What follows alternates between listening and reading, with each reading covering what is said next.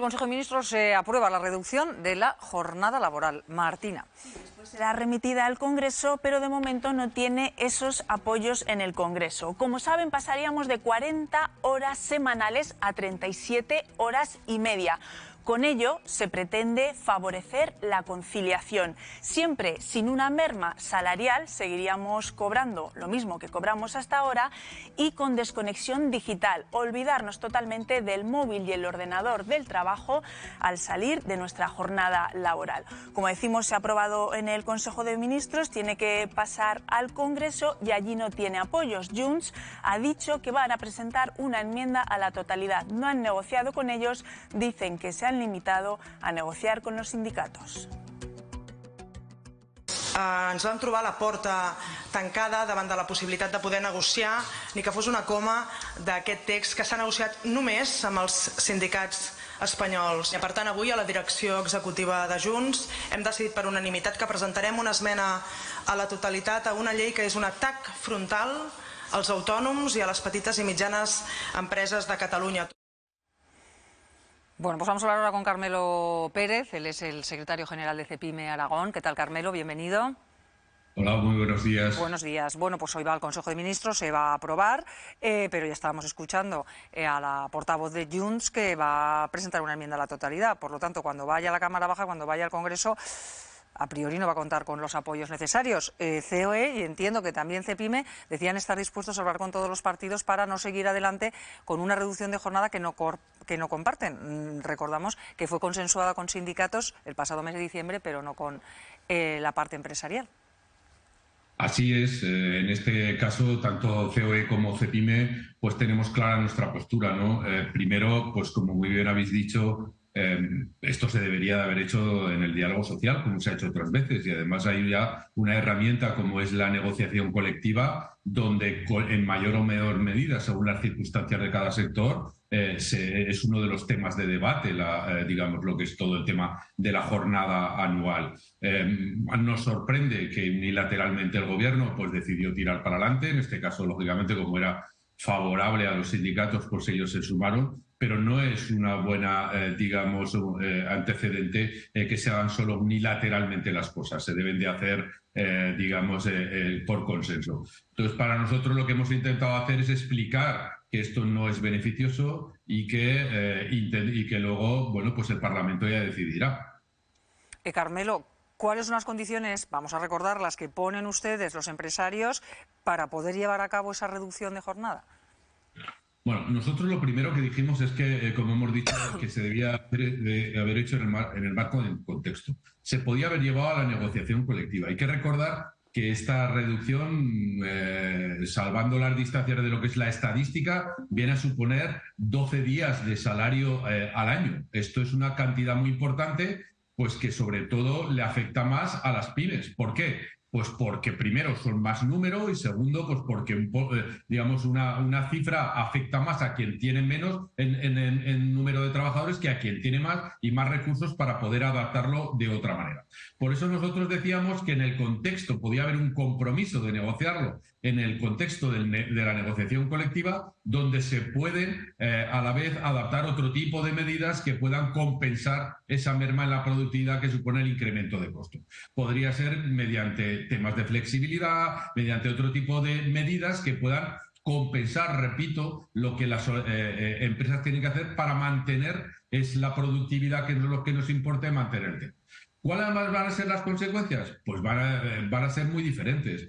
Si esos 12 días más o menos se podría cuantificar que depende del convenio, puede estar entre 400 y 800 euros. ¿Significa eso que una empresa vaya a cerrar una pyme? Pues probablemente no, dependerá muchísimo del contexto. Las que estén en un contexto donde esté vendiendo y tenga una producción más o menos normal, pues podrá más o menos, digamos, absorberlo, pero perderá competitividad. Quien esté mucho más justo, pues va a tener muchas más dificultades. ¿Eso tendrá repercusión en el empleo? Pues depende del contexto, como digo, de cada pyme y de lo que supongan ese incremento de costes.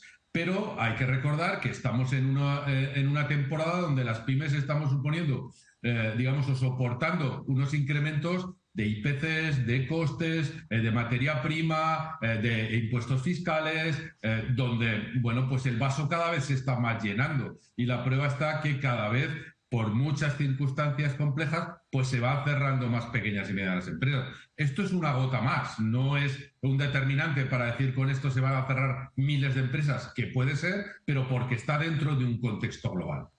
Pues Carmelo Pérez, secretario general de Cepime Aragón, queríamos escuchar su postura y ya la tenemos, así que muchas gracias por habernos atendido. Gracias a vosotros. Sergio.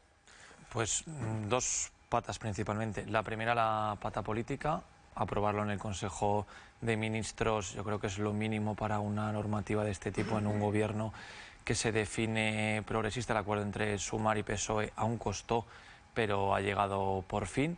Lo que sí que está claro que es un proyecto de ley que nace, o de reforma, que nace muerto, porque no va a contar, tal y como está planteado en estos momentos, con ningún tipo de apoyo en el Congreso de los Diputados. Junts, que lleva siendo muchos meses la pata decisiva para que el Gobierno vaya hacia un lado o hacia otro, ya ha dicho que por aquí no va a pasar. Entonces, lo mínimo que vamos a ver es una renegociación, bien con los sindicatos, bien con la patronal, y también entiendo que con otros partidos políticos por parte de los partidos del Gobierno. Y por otro lado, en el aspecto social, yo creo que la reducción de la jornada laboral es un tema inevitable. Que hay que conseguirlo con acuerdo mayoritario es lo más deseable, pero viendo datos de cómo está la jornada laboral en el resto de Europa, hay una mayor productividad. España ha crecido en productividad, en empleo, en todo. Creo que el siguiente paso para reformar el mercado laboral y el escenario del trabajo de los trabajadores de las empresas es ir poco a poco reduciendo las horas de trabajo y sobre todo acercándonos a la media que se suele tener en el resto de Europa. Bueno, es un claro ejemplo de un gobierno que anda un poco desnortado, ¿no? En esto también queda claro que es un gobierno con tres cabezas. La parte socialista tiene claro que quiere sacar esta reforma, pero por contra sus socios no le van a ayudar y no le van a dar ninguna facilidad. Es más, lo van a llevar contra las cuerdas al final, como queda claro con una enmienda a la totalidad de Junts y de PNV, que también se manifestó en el mismo sentido, que ya no solo es un tema catalán, sino que es un tema también de otra comunidad autónoma que se opone, o otro partido que se opone de forma frontal. Con lo cual, bueno, pues quedará en una vía muerta. Yo creo que no va a haber ni opción a negociar directamente con los empresarios. La parte empresarial no es que se oponga a la reducción de horas, que yo creo que tendrá que llegar, pero lo quiere hacer de una forma consensuada, con un cronograma de cuándo se aplica, de cómo. Los costos están claros, lo ha explicado el secretario general de la COE en Aragón, ¿no? Más impuestos, el IPC, incremento de materias primas, es decir, al final todo va a la misma espalda que es la del empresario o el autónomo, ¿no?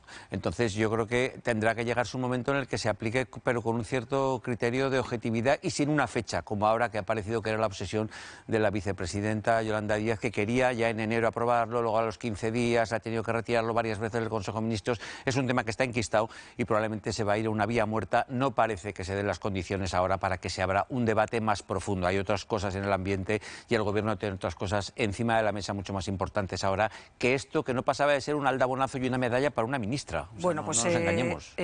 Hemos escuchado la voz de los empresarios, vamos a escuchar ahora la de los sindicatos. Nos atiende Carmelo Asensio, él es secretario de Empleo y Formación Sindical de Comisiones Obreras Aragón. Hola, Carmelo, bienvenido. Hola, muy buenos días. Buenos días, pues aquí estamos hablando una vez más de la reducción de la jornada. Hoy, lo dicho, se aprueba en Consejo de Ministros, pero como les hemos dicho ya, también a los empresarios, también se ha escuchado cuál es la opinión de Junts, que son quienes deben apoyar al Gobierno si esto quiere seguir adelante, porque el Partido Popular no lo va a hacer. De momento no van a contar con sus votos, ya han dicho que van a presentar esa enmienda a la totalidad. Por lo tanto, el deseo de los trabajadores, que así lo manifestaron el pasado 1 de mayo, pues podría desinflar. Carmelo. Pues podría ser nuestro gozo en un pozo, pero ya no solamente de los trabajadores y de las fuerzas sindicales, sino de la inmensa mayoría de la sociedad. Es que estamos hablando de algo que es muy importante y especialmente valorado por toda la sociedad en todos los ámbitos. Las últimas encuestas reflejan que la reducción de la jornada laboral está compartida, respaldada y deseada por más del 70% de la población. Ahora se trata de ver que esto sea posible. Y lo es. Yo estaba escuchando antes al representante de Cepime, a Carmelo Pérez, y no es cierto que no se haya esto negociado en el diálogo social. Si llevamos 2 años, con más de 24 reuniones, intentando flexibilizar y buscando fórmulas de acuerdo, que es lo que nos caracteriza. Y evidentemente, ya después de 2 años sin ninguna voluntad negociadora por parte de las organizaciones empresariales, tenemos que empezar a tomar decisiones que van dirigidas, lógicamente, a mejorar la calidad de vida de las personas y también de las empresas, por supuesto, viendo todas las aristas y todos los problemas que puede tener la reducción de la jornada de trabajo. Pero no es cierto que no se haya intentado negociar, todo lo contrario. A diferencia de otras épocas en las que se imponía desde el Ministerio de Trabajo las reformas, llevamos unos años que están siendo muy fructíferos, donde el diálogo social está teniendo un peso importante y donde los acuerdos entre empresarios y sindicatos pues se han dado. Desgraciadamente, con la reducción de la jornada de trabajo no ha sido posible, pero no habrá sido por intentos y por voluntad por parte de las organizaciones sindicales. Llegó un momento en que hay que legislar y hay que tomar decisiones, no queda otra. Por parte de, en este caso, de CEPIME, que es quien ha hablado con nosotros, dicen que recae sobre todo en las pequeñas y medianas empresas esta nueva medida y que es la gota que colma el vaso para apretar o asfixiar a dichas empresas. Aunque es cierto que en algunos sectores esta rebaja a 37 horas y media se ha conseguido. Sí. De hecho, vía negociación colectiva, en estos momentos la jornada laboral está en un promedio de 38,5 horas 39. Y es verdad que no es lo mismo aplicarlo en un sector como la industria a llevarlo en los servicios o aplicarlo en pequeñas y medianas empresas, sin duda. Pero es verdad que la propuesta recoge unos mecanismos donde permite, lógicamente, flexibilizar y compensar las posibles pérdidas. Pero claro, estamos hablando de que recae siempre sobre las espaldas de las empresas. Estamos hablando que resta productividad, pero es que los datos reflejan justamente lo contrario. La productividad de la economía española, que es verdad que no es de las más altas de la Unión Europea, pero se ha incrementado un 17% en los últimos años, en los últimos 5 años. Y se debe fundamentalmente a que hay muchos factores, aparte del factor trabajo, que influyen en esa productividad, como la formación del capital humano, la inversión en I+D+I y otra serie de factores que tienen que ver con la economía del conocimiento, la tecnificación que se está produciendo y la digitalización. La economía está cambiando, el modelo productivo está cambiando y también tiene que cambiar el modelo de trabajo, el mercado de trabajo. ¿Por qué?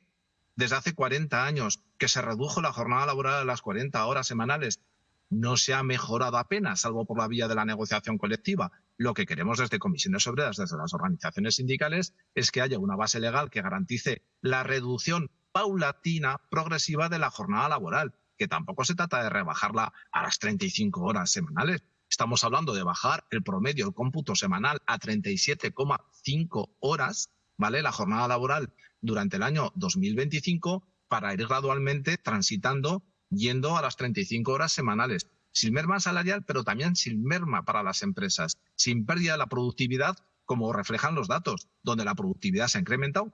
Y por cierto, también los beneficios empresariales, que de esto parece que no se habla, pero los beneficios empresariales en estos últimos 3 años se han incrementado un 15%, mientras que los salarios se están incrementando escasamente un 3%, con lo cual también es una forma de redistribuir la riqueza, la reducción de la jornada.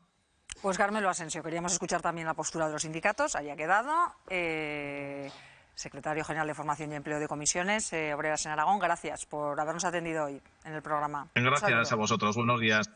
Bueno, pues de nuevo os doy la palabra ya brevemente y avanzamos. Los datos del crecimiento de casi un 20% de la productividad en 5 años deja claro que por lo menos la tendencia no se va a perder producción por el camino si se restan esas 2 horas y media semanales. Al principio decíamos que los datos del Ministerio de Trabajo cifran en 12 millones de personas beneficiadas en España. Es casi un cuarto de la población española que se vería beneficiada por esta medida. Yo creo que es lógica, es ajustarse y sobre todo me parece interesante la reflexión del secretario de Empleo de Comisiones de que el objetivo son las 35 horas. Está claro que todos los procesos deben ser graduales y que, como decía antes Miguel, no puede ser que de la noche a la mañana el empresario se levante con que hoy 40 horas y la semana que viene 37 y media. Todo tiene que tener un proceso, eso está claro, pero es que la línea hay que tomarla ya porque es una medida necesaria y que yo creo que la mayor parte de la sociedad aragonesa y española reclaman desde hace tiempo. A mí me parece la intervención muy desafortunada, la del representante sindical, me parece una demagogia sindical de manual. Es decir, poner en tela de juicio el beneficio de los empresarios que se juegan ya no solo su trabajo y su patrimonio, sino sus desvelos por sacar adelante a personas que no quieren que pasen a las listas del paro y que siguen pasando. Eso por un lado. Luego faltaría que la productividad no fuera hacia arriba, sino habría que cerrar los negocios y eso acarrea muchas otras cosas. La productividad probablemente esté en la formación, en la I+D+I y en la digitalización, no lo niego, pero desde luego la productividad generalmente, y como se tiene bien entendido, se relaciona muy mucho con horas de producción y de momento esta medida correctora de horas, lo que supone son 12 días de fiesta para los trabajadores al año con el mismo salario, es decir, más esfuerzo por parte del empresario y menos productividad por parte de los trabajadores que estarán dedicados a lo que sea fuera de la fábrica, fuera de la empresa. Con lo cual, yo creo que esta teoría de la productividad que nos traslada tiene pues bastantes aristas. Y luego sí que es verdad que puede haber 2 años de negociación, pero la negociación se rompe en enero cuando 15 días después de la asignación sindical que otorga el Gobierno, los sindicatos deciden parar esta negociación y no conceder ya ni una reunión más, porque había una fecha marcada por la vicepresidenta del Gobierno para que se firmara. Ya mediante esos cientos de millones que les llegan desde las arcas del Gobierno a los 2 sindicatos mayoritarios, UGT y comisiones, y que no tienen más que hacer seguimiento y poner todas sus sedes en obra, como están ahora mismo en España, para intentar dar salida a esas subvenciones. Es una cuestión todo de manual, pero claro, hay que mirar hacia atrás un poco qué es lo que ha pasado para que hemos llegado aquí. Puedes estar 2 años negociando, pero si no hay voluntad de avanzar, como si estás otros 2 años más, no llegarás a nada hasta el momento que se decide romper. Bueno, pues hoy se aprueba en ese Consejo de Ministros y luego veremos cuál es el camino que sigue cuando llegue al Congreso.